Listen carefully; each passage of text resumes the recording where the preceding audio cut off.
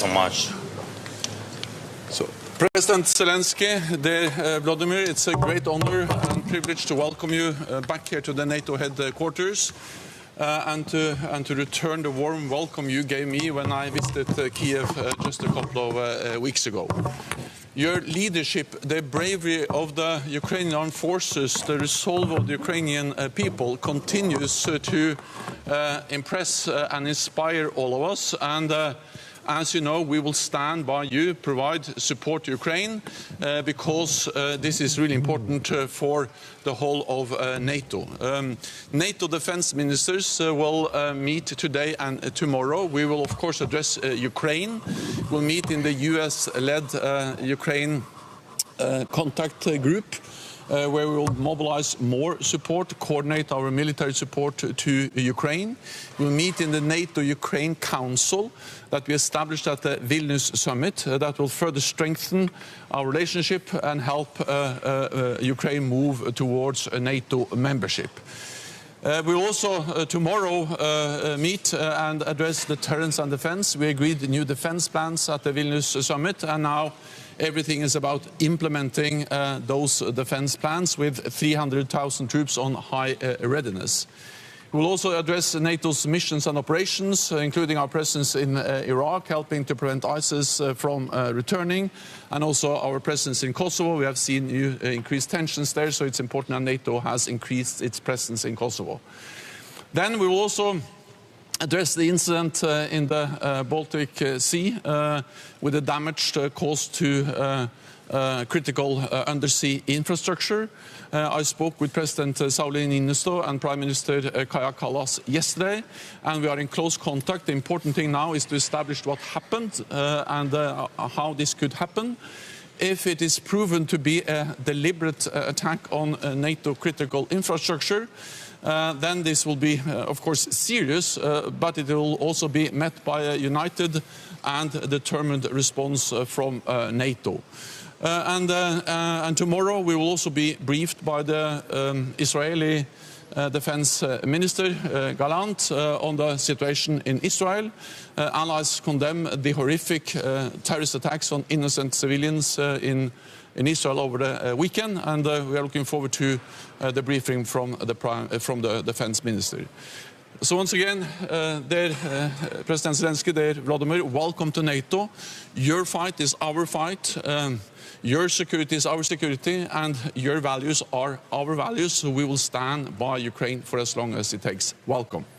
Thank you so much, Secretary General. First of all, thank you so much that 2 weeks ago, I think you've been at Kyiv, and it was a very important meeting. We spoke about priorities for Ukraine, for defending, how to go, how to survive during this next winter. For us, it's big, one of the biggest challenge, what will be. But anyway, we are preparing, we are ready. Now we need some support from the leaders. That's why I'm here today. Thanks for the invitation. Of course, I'll have possibility to speak and address to all the ministers of defense on the platform.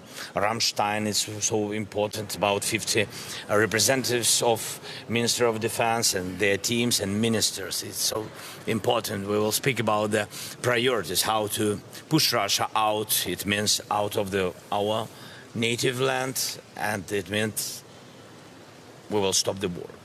Yes, and we'll speak about it. And you mentioned, Secretary, that tomorrow you'll speak about the situation in Israel.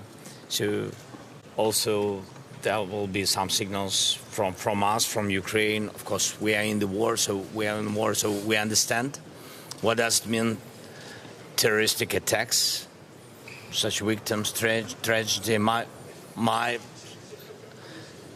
recommendation, if I can use this word, my recommendation for the leaders of the world. I remember the first days of our full-scale war. It began from terroristic attacks from Belarus by missiles, then Russian army, and you know that was the biggest tragedy what we had, and so many dying people and so many deaths, and it was very important not to be alone. very important. And it can help to save your nation, people, save their lives. So my recommendation to the leaders to go to Israel, and I think to support people, just people. I'm not speaking about any institutions, just to support people who've been under terroristic attacks, people who are dying now. It's very important. Unity is more important than to be alone. It's more strong. It's very important. That's what can I say about it. Sometimes we are thinking how to prevail or how to stop the war, how to manage something, dialogue with Iran or Russia and etc. Sometimes we are thinking. I think we have to think oppositely. We have not to give possibility for aggressors even to think about the third world war, the new wave of aggression, the new big tragedy. That means if there is a big political support of the people, this means unity. That's why I recommend to go there. Of course, if Israeli side will be ready. Questions. We'll take the Kyiv Independent over here, please. Сьогодні я приїхав на Рамштайн. I have to answer in English. Yeah, so I came. I said already that's so very important that there are priorities. Air defense systems.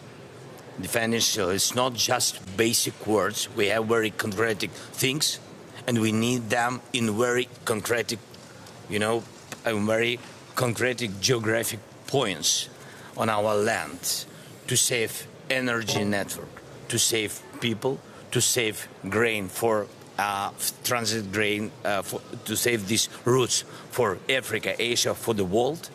So it's important. Then long distance missiles or long distance weapon, doesn't matter how you call. The problem how to get it. Yes, because you need this especially for the one reason, to push Russia out of our land. And I think these two things are the most important. And the third thing, how to defend. Just to stay each day and defend. It's not about counteroffensive. Counteroffensive, it's one direction. But you also have to defend, because opposite you, Russia, big army of these terrorists. That's about artillery. Just speaking about artillery. Three very concrete things. Kyiv Independent, Kyiv Independent, please. Kyiv Independent. I think she is supposed to have the correct. About EU, I'm so sorry. Yeah, very quickly about EU. I don't know. Maybe we'll meet with President Michel, or I will see what will be today, because everything is very quick. But I will be happy if we will have this plan. Our teams will connect. But anyway, we had meeting some days ago with President Michel. We spoke about it. Almost everything is ready from our side to open negotiation. So we done almost everything. Sorry, Kyiv Independent, I think. Okay. Yeah. Secretary General, Ukrainian soldiers... And it's true that Kyiv is independent. Thank you. I am from Kyiv. Ukrainian soldiers on the ground cite a severe lack of ammunition, particularly mortar bombs, that makes it even more difficult to wage a counteroffensive. What are NATO countries planning to help Ukraine, and how soon can we expect a rapid increase in supplies, and why has it been taking so long for NATO countries to increase the production of ammunition to match the needs? And Mr. Zelensky, I have what are the most critical weapons that your country needs to have better results on the counteroffensive? Well, so first of all, we need today to mobilize more support to Ukraine. And as President Zelensky just said, this is about air defense, it's about artillery, it's about ammunition.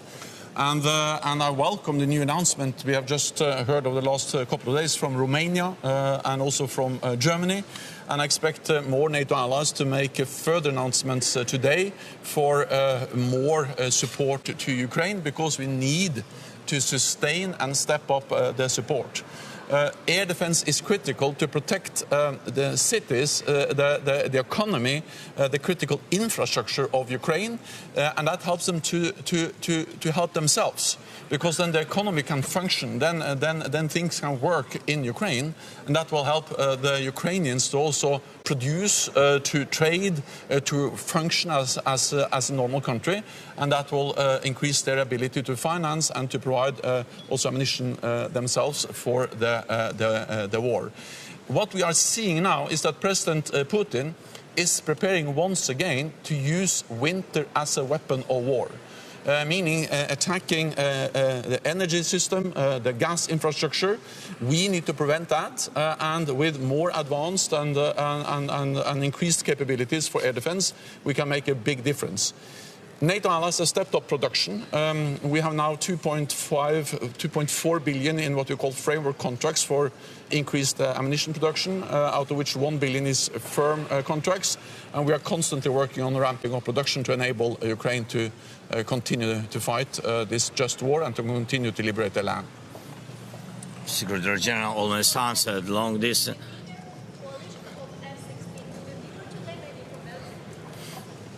We'll see. We'll have meeting with Prime Minister. I hope we will speak not only about F-16. We also have to think how to live during the war. It means the reconstruction. And there are some voices in the world that we don't have money to help Ukraine in reconstruction. The answer is very quick. You have assets. Russian assets. If they destroy us, we can use this money. Let's find the key to have this Russian money and spend them on reconstruction of Ukraine. That is one of the main things what I want to speak about with Prime Minister Kroll.